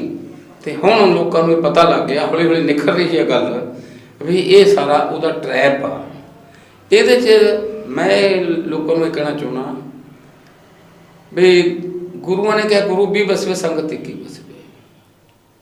ਉਹਨਾਂ ਨੇ 5 ਪਿਆਰਿਆਂ 'ਚ ਰੱਬ ਦੇਖਿਆ ਵੀ 5 'ਚ ਪਰਮੇਸ਼ਰ ਆ, ਪਰਮੇਸ਼ਰ ਦਾ ਬਾਸ ਕੀਤਾ ਪਰਮੇਸ਼ਰ। ਜਿਹੜੀਆਂ 28 ਜਥੇਬੰਦੀਆਂ 32 ਜਥੇਬੰਦੀਆਂ ਜਾਂ ਹੋਰ ਜਿਹੜੀਆਂ ਜਥੇਬੰਦੀਆਂ ਬਾਹਰੋਂ ਸਪੋਰਟ ਕਰ ਰਹੀਆਂ ਨੇ, ਬਿਲਕੁਲ ਜੀ, ਉਹਨਾਂ ਦੀ ਯੂਨਿਟੀ ਦਾ ਸਦਕਾ ਵੀ ਇੱਥੇ ਤੱਕ ਅਸੀਂ ਆ ਗਏ ਜੀ। ਹਿਸਟਰੀ ਨੂੰ ਲੋਕ ਸਿਰਜਦੇ ਨੇ, ਇਤਿਹਾਸ ਲੋਕ ਸਿਰਜਦੇ ਨੇ ਜੀ ਜੀ ਜੀ, ਸਹੀ ਕੁਝ ਹੀਰੋ ਨਹੀਂ ਸਿਰਜਦੇ। ਸਹੀ ਗੱਲ ਹੈ। ਸਰਕਾਰਾਂ ਦੀ ਕੋਸ਼ਿਸ਼ ਹੁੰਦੀ ਹੈ ਵੀ ਕੁਝ ਹੀਰੋ ਡਿਵੈਲਪ ਕਰ ਦਈਏ ਵੀ ਉਹਦੇ ਵੱਲ ਧਿਆਨ ਹੋ ਜਾਵੇ ਜੀ। ਜੇ ਆਪਾਂ ਸਾਰੀ ਹਿਸਟਰੀ ਪੜ੍ਹੀਏ, ਇਨਕਲਾਬ ਪੜ੍ਹੀਏ, ਤਾਂ ਉਹ ਲੋਕਾਂ ਦੇ ਕੋਲਾਂ ਨਾਲ ਬਣਿਆ। ਬਿਲਕੁਲ। ਤੇ ਜਿਹੜਾ ਇਹ ਸੰਯੁਕਤ ਕਿਸਾਨ ਮੋਰਚਾ ਬਣ ਗਿਆ ਤੇ ਦੇਸ਼ ਪੱਧਰ ਤੇ ਕੋਈ 450 ਤੋਂ ਉੱਪਰ ਜਥੇਬੰਦੀਆਂ ਇਕੱਠੀਆਂ ਹੋ ਗਈਆਂ ਜੀ ਜੀ। ਇਹਨਾਂ ਦਾ ਇੱਕ ਰਹਿਣਾ ਸਰਕਾਰ ਲਈ ਖਤਰੇ ਦੀ ਘੰਟੀ ਹੈ, ਮੌਤ ਦੇ ਘੰਟੀ। ਬਿਲਕੁਲ। ਇਹਨਾਂ ਦਾ ਟੁੱਟਣਾ ਸਰਕਾਰ ਲਈ ਫਾਇਦੇ 'ਚ ਹੈ ਜੀ। ਇਹ ਜਥੇਬੰਦੀਆਂ ਜੇ ਕੋਈ ਇੱਧਰ ਉੱਧਰ ਹੁੰਦੀ ਵੀ ਆ, ਜੇ ਕੋਈ ਚਲੀ ਜਾਂਦੀ ਆ, ਉਹ ਛੋਟੀ ਮੋਟੀ ਉਹਨਾਂ ਨੂੰ ਸਜ਼ਾ ਦੇ ਕੇ ਨਾਲ ਲੈ ਕੇ ਚੱਲਦੇ ਨੇ ਤੇ ਉਹ ਇਕੱਠੇ ਹੋ ਕੇ ਅਪੀਲ ਕਰ ਰਹੇ ਨੇ। ਬਿਲਕੁਲ ਜੀ। ਹੁਣ ਤੱਕ ਦੀ ਜਿਹੜੀ ਪ੍ਰਾਪਤੀ ਹੈ ਉਹ ਕਿਸੇ ਇੱਕ ਹੀਰੋ ਦੀ ਨਹੀਂ, ਕਿਸੇ ਇੱਕ ਬੰਦੇ ਦੀ ਨਹੀਂ, ਕਿਸੇ ਇੱਕ ਲੀਡਰ ਦੀ ਨਹੀਂ ਜੀ, ਕਿਸੇ ਇੱਕ ਜਥੇਬੰਦੀ ਦੀ ਨਹੀਂ ਹੈ ਜੀ ਜੀ। ਟੋਟਲ ਜਥੇਬੰਦੀਆਂ ਕਲੈਕਟਿਵ ਲੀਡਰਸ਼ਿਪ ਫੈਸਲੇ ਉਹ ਸਰਬਸੰਮਤੀ ਨਾ ਕਰਨ, ਬਹੁਤ ਸੰਮਤੀ ਨਾ ਕਰਨ, ਕੰਸੈਂਸਸ ਨਾ ਕਰਨ, ਉਹੀ ਮਤਲਬ ਅੱਗੇ ਲੈ ਕੇ ਜਾ ਰਹੇ ਜੀ ਜੀ ਜੀ। ਹੁਣ ਆਪਾਂ ਲਾਸਟ ਦੇ ਵਿੱਚ ਇੱਕ ਤੁਹਾਨੂੰ ਹੋਰ ਗੱਲ ਸਾਂਝੀ ਕਰ, ਜਿਹੜੇ ਵੀ ਸਾਡੇ ਕਿਸਾਨ ਵੀਰ ਨੇ ਤੁਹਾਡੇ ਨਾਲ ਜੁੜੇ ਹੋਏ ਨੇ ਜਾਂ ਲੋਕਾਂ ਨੂੰ ਤੁਸੀਂ ਕੀ ਅਪੀਲ ਕਰਨੀ ਚਾਹੁੰਦੇ ਹੋ ਕਿਸਾਨਾਂ ਦੇ ਲਈ? ਆਪਾਂ ਜਿਹੜੀ ਸਾਡੇ ਉੱਥੇ ਵੀਰ ਕਿਸਾਨ ਨੇ, ਸਾਡੀਆਂ ਭੈਣਾਂ ਨੇ ਜਿਹੜੇ ਉੱਥੇ ਦਿੱਲੀ ਦੇ ਵਿੱਚ ਬੈਠੇ ਨੇ, ਉਹਨਾਂ ਦੇ ਲਈ ਕੋਈ ਮੇਰੀ ਅਪੀਲ ਇਹੀ ਆ ਵੀ ਜਿਹੜੇ ਉੱਥੇ ਲੋਕ ਬੈਠੇ ਨੇ, ਸਰਕਾਰ ਨੇ ਬੜਾ ਕਿਹਾ ਵੀ ਲੰਗਰ ਛਕਣ ਜਾਂਦੇ ਨੇ, ਪਿਕਨਿਕ ਮਨਾਉਣ ਜਾਂਦੇ ਨੇ ਜਾਂ ਹੋਰ ਆ, ਲੋਕ ਮਰਨ ਨਹੀਂ ਡਰਦੇ। ਕਿੰਨੇ ਨੌਜਵਾਨ ਬੇਦੋਸ਼ੇ ਫੜੇ ਇਹਨਾਂ ਨੇ, ਉਹਨਾਂ ਤੇ ਜ਼ਬਰ ਵੀ ਢਾਇਆ। ਹੁਣ ਕੁੜੀ 9 ਦੀ ਫੜੀ ਆ, ਕਿੰਨਾ ਉੱਤੇ ਜ਼ੁਲਮ ਕੀਤਾ। ਬਿਲਕੁਲ ਜੀ, ਬਿਲਕੁਲ। ਸਰਕਾਰ ਨੇ ਜ਼ੁਲਮ ਦੀ ਕੋਈ ਕਸਰ ਨਹੀਂ ਛੱਡੀ। ਬਿਲਕੁਲ ਜੀ। ਪਰ ਲੋਕ ਡਰਦੇ ਨਹੀਂ ਹੈ। ਲੋਕਾਂ ਨੇ ਟੈਸਟ ਦੇਤਾ 3 ਮਹੀਨੇ ਬੈਠ ਕੇ, ਬਾਰਿਸ਼ ਹੋਈ, ਠੰਡ ਬਹੁਤ ਸੀ, ਲੰਗਰ ਦੇ ਸ਼ੈੱਡ ਉੱਡ ਗਏ, ਲੋਕ ਹਨੇਰੇ ਹੋ ਗਏ, ਬਿਜਲੀ ਚਲੀ ਗਈ, ਲੋਕ ਉੱਥੇ ਰੋਟੀ ਬਣਾਉਂਦੇ ਰਹੇ। ਮੇਰੇ ਪਿੰਡੋਂ ਉਦੋਂ ਬੀਬੀਆਂ ਦਾ ਜੱਥਾ ਗਿਆ ਸੀ, ਮੇਰੀ ਵਾਈਫ ਵੀ ਨਾਲ ਗਈ ਸੀ ਜੀ ਜੀ। ਕਿਸੇ ਨੇ ਠੰਡ ਦੀ ਪਰਵਾਹ ਨਹੀਂ ਕੀਤੀ। ਬਿਲਕੁਲ ਨਹੀਂ ਜੀ। ਕਿਸੇ ਨੇ ਇਹ ਨਹੀਂ ਦੇਖਿਆ ਵੀ ਕੀ ਆ, ਲੋਕਾਂ ਨੇ ਵੀ ਕੋਈ ਕਸਰ ਨਹੀਂ ਛੱਡੀ ਉੱਥੇ ਰਾਸ਼ਨ ਪਾਣੀ ਜਾਂ ਸਾਧਨ ਵਸੀਲੇ ਦੇ। ਦਰਅਸਲ ਉੱਥੇ ਬੇਗਮਪੁਰਾ ਬਸ ਗਿਆ। ਕੋਈ ਬੰਦਾ ਨੰਗੇ ਪੈਰੀ ਜਾਂਦਾ, ਜੁੱਤੀ ਮਿਲਦੀ ਆ, ਉਹਦੇ ਤਨ ਤੇ ਕੱਪੜਾ ਮਿਲਦਾ, ਰਜਾਈ ਮਿਲਦੀ ਆ, ਬਿਮਾਰ ਆ ਦਵਾਈ ਮਿਲਦੀ ਆ, ਜੇ ਮਾਲਿਸ਼ ਦੀ ਲੋੜ ਆ ਤੇ ਨਾਲ ਮਾਲਿਸ਼ ਕਰਦੇ ਨੇ। ਸਹੀ ਗੱਲ ਆ ਜੀ। ਉਹ ਆ ਬੇਗਮਪੁਰਾ।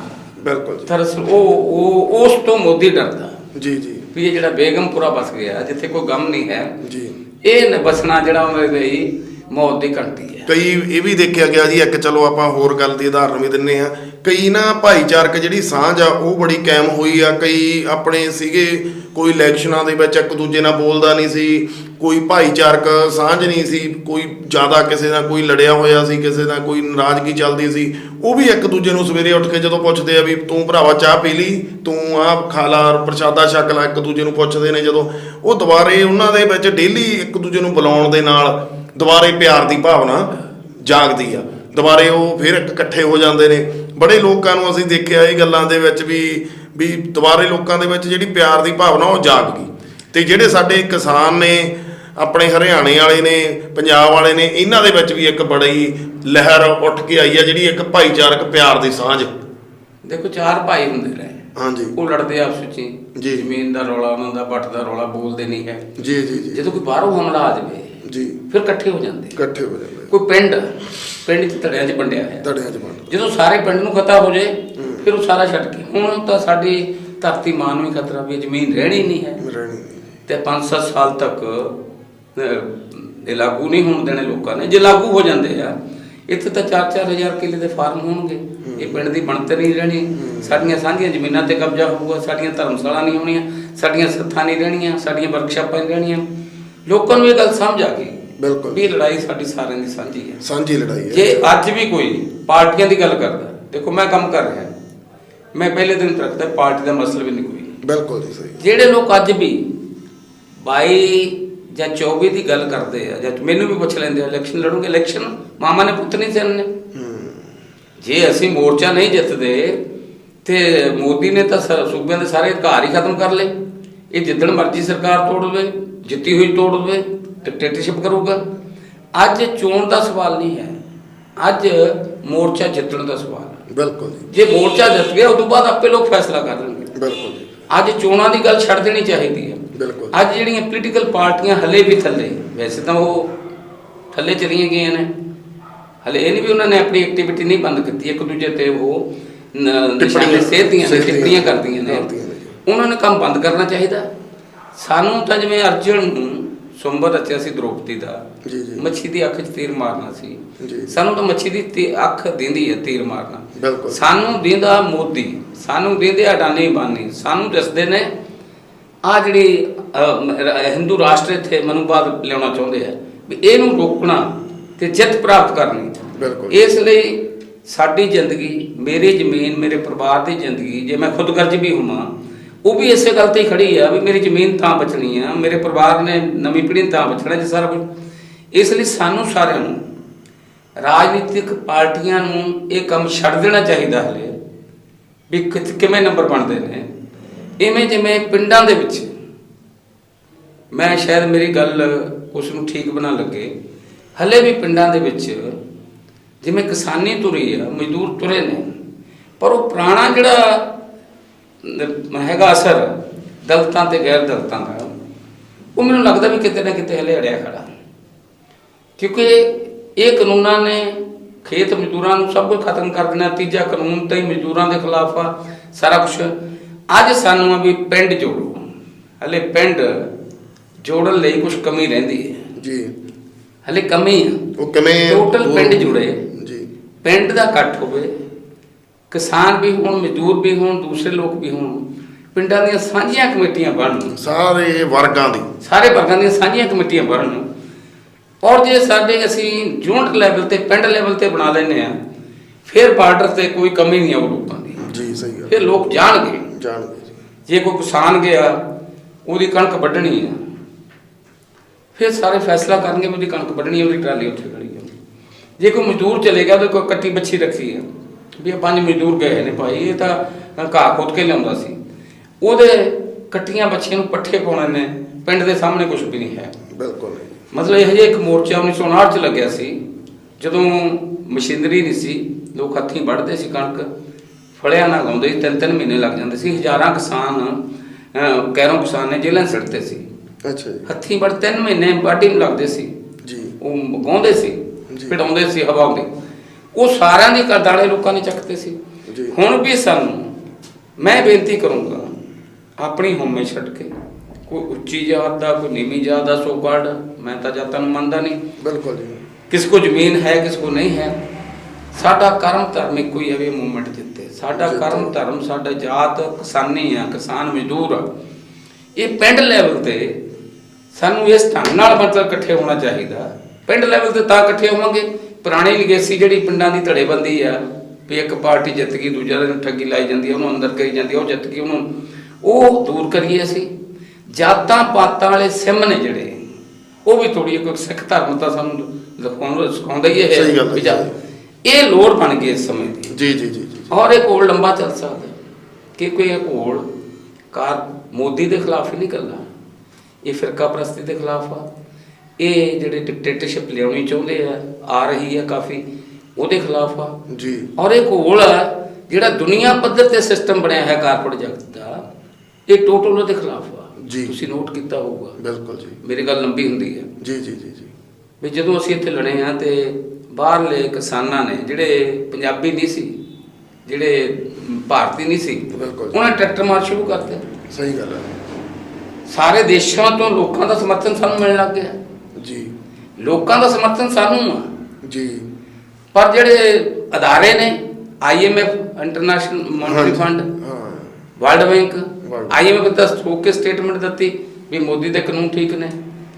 ਅਮਰੀਕਾ ਦੇ ਕਿਸਾਨ ਸਾਡੇ ਨਾਲ ਨੇ, ਲੋਕ ਸਾਡੇ ਨਾਲ ਨੇ ਜੀ। ਅਮਰੀਕਾ ਦੀ ਸਰਕਾਰ ਨੇ ਇਹਦੇ ਹੱਕ ਸਟੇਟਮੈਂਟ ਦਿੱਤੀ ਹੈ ਕਿਉਂਕਿ ਉਹ ਵੀ ਸਰਕਾਰ ਕਾਰਪੋਰੇਟ ਜਗਤ ਦੀ ਮੈਡੀਕਲ ਕਰਦੀ। ਸੋ ਦੁਨੀਆ ਪੱਧਰ ਤੇ ਇੱਕ ਕਤਾਰਬੰਦੀ ਹੋ ਰਹੀ ਹੈ ਵੀ ਸਾਰਾ ਧਨ ਦੌਲਤ ਕਾਰਪੋਰੇਟ ਸੈਕਟਰ ਦੇ ਹੱਥ ਜਾ ਰਿਹਾ। ਤੁਸੀਂ ਨੋਟ ਕਰੋਗੇ, ਮੇਰੀ ਗੱਲ ਰਹਿ ਗਈ ਪਿੱਛੇ ਜੀ। ਜੀ। ਵੀ 23 ਮਾਰਚ ਤੋਂ 31 ਅਕਤੂਬਰ ਤੱਕ ਜੀ। 227 ਦਿਨਾਂ 'ਚ ਜਿਹੜਾ ਸਾਡਾ ਸਭ ਨੂੰ ਵੱਡਾ ਅਮੀਰ ਆ ਰਿਲਾਇੰਸ ਲਿਮਟਿਡ ਦਾ ਡਾਇਰੈਕਟਰ ਆ, MD ਆ, ਉਹਦੀ ਦੌਲਤ 36,200 ਕਰੋੜ ਡਾਲਰ ਤੋਂ ਵੱਧ ਕੇ 36,200 ਕਰੋੜ ਡਾਲਰ ਤੋਂ ਵੱਧ ਕੇ 78,300 ਕਰੋੜ ਹੋ ਗਈ ਡਬਲ। ਜਦੋਂ ਮਜ਼ਦੂਰ ਭੁੱਖੇ ਮਰਦੇ ਸੈਂਕੜੇ ਮੀਲ ਤੁਰ ਕੇ ਗਏ, ਜਦੋਂ ਦੁਕਾਨਾਂ ਬੰਦ ਹੋ ਗਈਆਂ, ਕੰਪਨੀਆਂ ਬੰਦ ਹੋ ਗਈਆਂ, ਨੌਕਰੀਆਂ ਚਲੀ ਗਈਆਂ, ਸਾਰੇ ਪਾਸੇ ਹਾਹਾਕਾਰ ਮਚ ਗਈ, ਉਹਦੀ ਆਮਦਨ 227 ਦਿਨਾਂ 'ਚ ਡਬਲ ਤੋਂ ਵੱਧ ਗਈ ਜੀ। ਇਹੀ ਮੋਦੀ ਕਹਿੰਦਾ ਨਾ ਵੀ ਡਬਲ ਕਰ ਦੇਣੀ ਹੈ ਕਿਉਂਕਿ ਉਹ ਨਵੇਂ ਕਿਸਾਨ ਬਣੇ ਨੇ, ਉਹਨਾਂ ਨੂੰ ਮਤਲਬ ਸਾਰਾ ਸਟੋਰ ਕਰਨ ਦਾ ਦੇਤਾ, ਸੀਲੋ ਬਣ ਗਏ ਨੇ ਵੀ ਸਾਰਾ ਧਨ ਦੌਲਤ ਉਹੀ ਕਰਨਗੇ, ਖੇਤੀ ਉਹੀ ਕਰਨਗੇ। ਹਾਂ, ਜੇ ਸਾਡੀ ਆਮਦਨ ਤਾਂ ਨਹੀਂ ਦੁੱਗਣੀ ਹੋਈ, ਸਾਡੀ ਤਾਂ ਅੱਧੀ ਵੀ ਰਹਿ ਗਈ। ਅੱਜ ਜੇ 2 ਪਰਿਵਾਰ ਬਣਾ ਲਈਏ ਵਿੱਚ ਵੀ ਉਹਨਾਂ ਦੇ ਕਿਸਾਨ ਮੋਦੀ ਦੇ ਕਿਸਾਨ ਨੇ, ਉਹ ਫਿਰ ਡਬਲ ਤੋਂ ਵੀ ਵੱਧ ਗਈ। ਸਹੀ ਗੱਲ ਹੈ ਜੀ। ਦੇਖ ਲਓ, ਇਸ ਲਈ ਅੱਜ ਐਜੂਕੇਸ਼ਨ ਦੀ ਲੋੜ, ਬਹਿਸਾਂ ਦੀ ਲੋੜ, ਡਿਸਕਸ਼ਨ ਦੀ ਲੋੜ, ਪਿੰਡਾਂ 'ਚ ਬੈਠ ਕੇ ਵਿਚਾਰ ਵਟਾਂਦਰਾ ਕਰਨ ਦੀ ਲੋੜ, ਇਹ ਬਹੁਤ ਬਣ ਗਈਆਂ। ਬਿਨਾਂ ਵਿਚਾਰਾਂ ਤੋਂ, ਬਿਨਾਂ ਗਿਆਨ ਤੋਂ, ਬਿਨਾਂ ਬੁੱਧੀ ਤੋਂ ਵੀ ਸਾਡੀ ਲੜਾਈ ਕੀ ਆ, ਦੁਸ਼ਮਣ ਦੀ ਪਛਾਣ ਨਹੀਂ, ਲੰਬੀ ਲੜਾਈ ਨਹੀਂ ਲੜੀ ਜਾ ਸਕਦੀ ਜੀ। ਜੇ ਅਸੀਂ ਦੁਸ਼ਮਣ ਦੀ ਪਛਾਣ ਕਰਾ ਦਿਆਂਗੇ, ਲੋਕਾਂ ਨੂੰ ਦੱਸ ਦਿਆਂਗੇ ਵੀ ਲੜਾਈ ਕਾਰਪੋਰੇਟ ਜਗਤ ਦੇ ਖਿਲਾਫ ਆ, ਇਹ ਦੁਨੀਆ ਪੱਧਰ ਤੇ ਕਾਰਪੋਰੇਟ ਹੈ, ਇਹਦੇ ਸਰਕਾਰਾਂ ਇਹਨਾਂ ਦੇ ਹੱਕ 'ਚ ਨੇ, ਤੇ ਫਿਰ ਲਾਜ਼ਮੀ ਚਾਹੇ 6 ਮਹੀਨੇ ਚੱਲੇ, ਸਾਲ ਚੱਲੇ, 2 ਸਾਲ ਚੱਲੇ, ਲੋਕ ਥੱਕਣਗੇ ਨਹੀਂ। ਔਰ ਲੋਕ ਹੁਣ ਐਜੂਕੇਟ ਹੋ ਰਹੇ ਕਿਉਂਕਿ ਕਿਸਾਨ ਲੀਡਰਸ਼ਿਪ ਉੱਥੇ ਬੜੀ ਸੁਚੱਜੇ ਢੰਗ ਨਾਲ ਮੁਹਿੰਮ ਚਲਾ ਰਹੀ ਆ, ਉਹ ਐਜੂਕੇਟ ਵੀ ਕਰ ਰਹੇ ਨੇ। ਔਰ ਸਾਨੂੰ ਮਤਲਬ ਜ਼ਰੂਰੀ ਵੀ ਮੈਂ ਜਾ ਕੇ ਸਿੰਘੂ ਬਾਰਡਰ ਤੇ ਬੋਲਾਂ ਜਾਂ ਟਿਕਰੀ ਬਾਰਡਰ ਤੇ ਬੋਲਾਂ ਵੀ ਤਰਸੇਮ ਜੋਧਾਂ ਦਾ ਉੱਥੇ ਨਾਮ ਆਵੇ ਜੀ। ਜ਼ਰੂਰੀ ਨਹੀਂ ਹੈ ਵੀ ਮੇਰਾ ਨਾਮ ਅਖਬਾਰਾਂ 'ਚ ਆਵੇ। ਸਹੀ ਗੱਲ ਹੈ। ਸਾਡਾ ਹੈ ਵੀ ਅਸੀਂ ਗਰਾਊਂਡ ਲੈਵਲ ਤੇ ਪਿੰਡਾਂ ਨੂੰ ਇਕੱਠੇ ਕਰ ਦਈਏ, ਇੱਕ ਮੁਹਿੰਮ ਬਣਾਈਏ, ਇੱਕਾ ਇਕੱਠਾ ਕਰੀਏ, ਸਾਰਿਆਂ ਦਾ ਇੱਕਾ ਕਰੀਏ, ਬੜੇ ਇੱਕਾ ਕਰੀਏ ਤੇ ਉਹਨਾਂ ਨੂੰ ਐਜੂਕੇਟ ਕਰੀਏ ਜੀ। ਦੋਸਤਾਂ ਤੇ ਦੁਸ਼ਮਣਾਂ ਦੀ ਪਛਾਣ ਕਰ ਦਈਏ, ਧਰਮਾਂ ਦੇ ਨਾਂ ਤੇ ਜਿਹੜੇ ਵਿਤਕਰੇ ਪਾ ਰਹੇ ਨੇ ਉਹ ਤੋਂ ਬਚੀਏ। ਔਰ ਜਿਹੜਾ ਕੋਈ ਮਤਲਬ ਸਰਕਾਰਾਂ ਦੀ ਕੋਸ਼ਿਸ਼ ਆ ਵੀ ਹੀਰੋ ਬਣਾ ਕੇ ਪੇਸ਼ ਕਰਕੇ ਕਿਸੇ ਨੂੰ ਵੀ ਉਹ ਖਿੱਚ ਕੇ ਲੈ ਜਾਊਗਾ ਜਾਂ ਉਹ ਖਿੱਚ ਕੇ ਲੈ ਜਾਊ, ਉਹਨੂੰ ਅਸੀਂ ਚੰਗੀ ਤਰ੍ਹਾਂ ਉਹਨਾਂ ਚਾਲਾਂ ਨੂੰ ਸਮਝੀਏ, ਪਛਾਣੀਏ ਉਹਨਾਂ ਨੂੰ। ਇਹ ਮਤਲਬ ਜਿਹੜਾ ਇਕੱਠਾ ਜਿਹੜਾ ਜਥੇਬੰਦੀਆਂ ਦਾ ਏਕਾ ਹੈਗਾ, ਲੋਕਾਂ ਦਾ ਏਕਾ, ਉਹਦੇ ਨਾਲ ਜਿੱਤਿਆ ਜਾਣਾ। 1-2 ਬੰਦੇ ਮਤਲਬ ਵੱਡੇ ਨਹੀਂ ਹੁੰਦੇ, ਲੋਕ ਵੱਡੇ ਨੇ, ਜਨਤਾ ਵੱਡੀ ਹੈ, ਸੰਗਤ ਵੱਡੀ ਹੈ। ਗੁਰੂਆਂ ਦਾ ਸਾਨੂੰ ਜੋ ਸਾਨੂੰ ਸੰਦੇਸ਼ ਆ, ਗੁਰੂ ਵੀ ਵਸਵੇ ਸੰਗਤ 21 ਵਸਵੇ, ਸੰਗਤ ਨੂੰ ਤਿਆਰ ਕਰਕੇ ਇਸ ਮੂਵਮੈਂਟ ਨੂੰ ਅਸੀਂ ਲਾਜ਼ਮੀ ਜਿੱਤਾਂਗੇ। ਜੀ। ਬੜਾ ਵਧੀਆ ਤਰੀਕੇ ਦੇ ਨਾਲ ਸਾਨੂੰ ਤਰਸੇਮ ਜੋਧਾ ਜੀ ਨੇ ਵਿਸਤਾਰ ਨਾਲ ਜਾਣਕਾਰੀ ਦਿੱਤੀ ਅਤੇ ਵਧੀਆ ਤਰੀਕੇ ਦੇ ਨਾਲ ਸਮਝਾਈਆਂ ਗੱਲਾਂ। ਕਿਸਾਨੀ ਘੋਲ ਦੇ ਵਿੱਚ ਵੀ ਜਾ ਕੇ ਆਏ ਨੇ, ਜਾਂਦੇ ਵੀ ਰਹਿੰਦੇ ਨੇ, ਦੁਬਾਰਾ ਹੋਰ ਵੀ ਲੋਕਾਂ ਦਾ ਆਪਣੇ ਪਰਿਵਾਰ ਨੂੰ ਨਾਲ ਲੈ ਕੇ ਵੀ ਜਾ ਕੇ ਆਏ ਨੇ। ਇਹਨਾਂ ਦਾ ਅਸੀਂ ਤੰਨੂ ਟੀਵੀ ਤੇ ਬੜਾ ਧੰਨਵਾਦ ਕਰਦੇ ਹਾਂ ਜੀ ਤੁਹਾਡਾ। ਤੁਸੀਂ ਆਪਣੇ ਕੀਮਤੀ ਸਮੇਂ ਦੇ ਵਿੱਚੋਂ ਟਾਈਮ ਕੱਢ ਕੇ ਸਾਡੇ ਦਰਮਿਆਨ ਪਹੁੰਚੇ ਹੋ ਜੀ, ਬੜਾ ਧੰਨਵਾਦ ਤੁਹਾਡਾ ਜੀ।